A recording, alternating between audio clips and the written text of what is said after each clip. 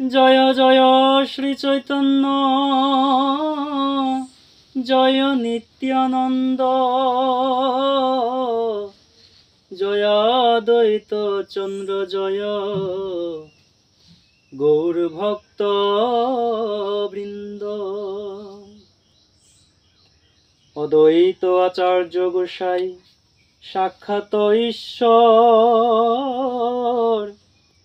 যাহার মহিমা নহে জীবের গোচর।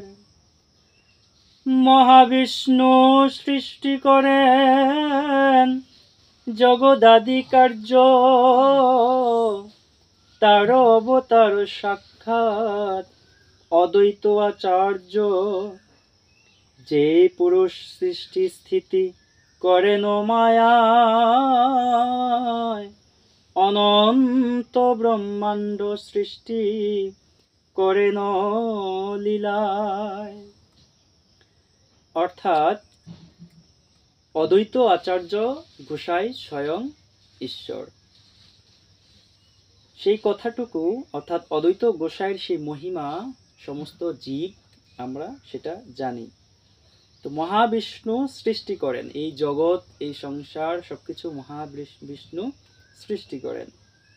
তো তার অবতার হচ্ছেন সাক্ষাৎ অদ্বৈত আচার্য। ইচ্ছায় অনন্ত মূর্তি করেন প্রকাশে, এক এক মূর্ত করেন ব্রহ্মাণ্ডে প্রবেশে। সে পুরুষের অংশ দ্বৈত, নাহি কিছু ভেদ, শরীর বিশেষ তার নাহি কো বিচ্ছেদ।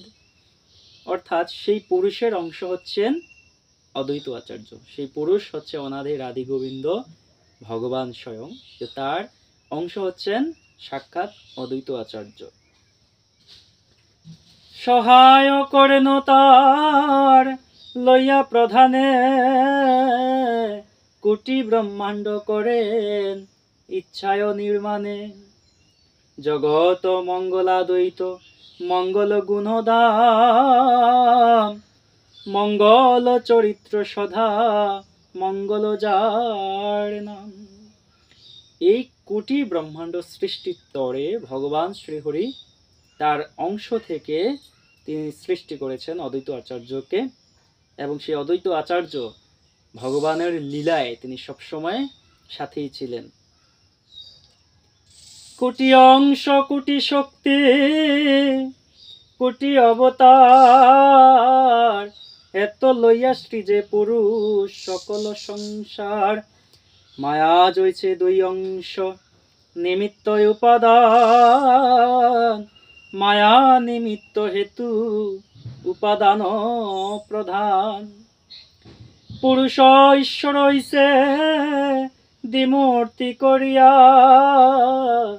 বিশ্ব সৃষ্টি করে নিমিত্ত উপাদান লইয়া। অর্থাৎ এই বিশ্ব ব্রহ্মাণ্ড, এই জগৎ সংসার ভগবানের এক নিমিত্ত মাত্র। অর্থাৎ এই সামান্য উপাদান দিয়ে তিনি সমস্ত জগৎ তিনি সৃষ্টি করেছেন, রচনা করেছেন। আপনে পুরুষ বিশ্বের নিমিত্ত কারণ, অদ্বৈত রূপে উপাদান হয় নারায়ণ।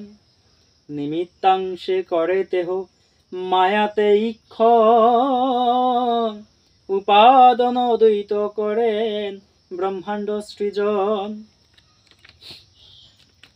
যদ্যপিও সাংখ্য মানে প্রধান কারণ, জড় হইতে কবু নহে জগত সৃজন। নিজ সৃষ্টি শক্তি প্রভু সঞ্চারে প্রধানে, ঈশ্বরের শক্ত তবে হয়তো নির্মাণে। অর্থাৎ প্রভুর শক্তিতেই এই বিশ্ব সংসার পৃথিবী ব্রহ্মাণ্ড জড়জগৎ সবকিছু সৃষ্টি হয়েছে একমাত্র প্রভুর কৃপা বলেই, প্রভুর ইচ্ছা অনুসারে। অদ্বৈত রূপে করে